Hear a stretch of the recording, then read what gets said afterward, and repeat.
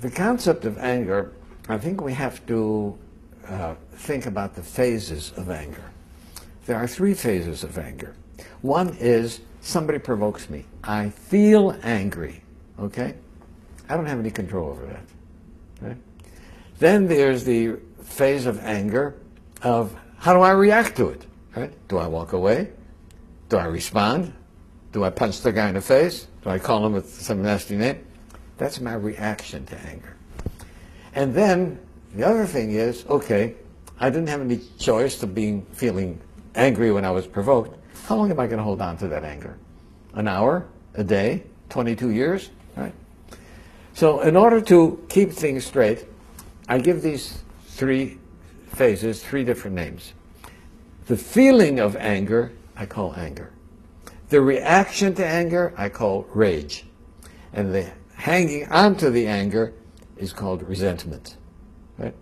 And then if you clarify it, I say, okay, I can do nothing about my feeling of anger other than perhaps take some things in perspective. Right?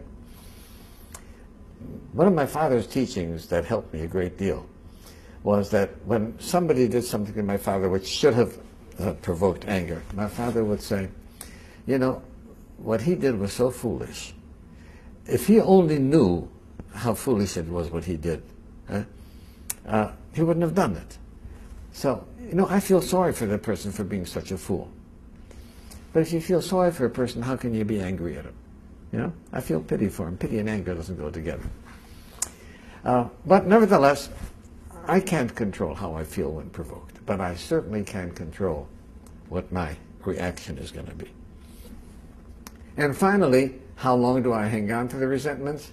My greatest lesson came from Alcoholics Anonymous, where somebody said, harboring a resentment is allowing someone who you don't like to live inside your head without paying any rent. And I'm not that kind of a guy. I'm not a nice guy like that to let somebody else rent. So AA helped me get rid of resentments. Reacting to anger took me a while, right, to be able to control my rage. And then I had to realize that, you know, this is part of my being human. Animals react with rage when provoked. Right? I, as a human being, am supposed to be above that. You know, I'm more than a Homo sapiens. So I learned how to control my anger. So I think those are, if a person keeps those things in mind, right? And there's some people who feel guilty for feeling angry, right? Especially at a parent. Right? You don't have a choice. Right? The feeling of anger is nothing of yourself. And if you don't have a choice, there's no reason to feel guilty about it. How you react? Oh. Now, my suggestion is keep an anger journal. Right? Here's what happened today. Right? Somebody did this or that, and here's how I did. Right?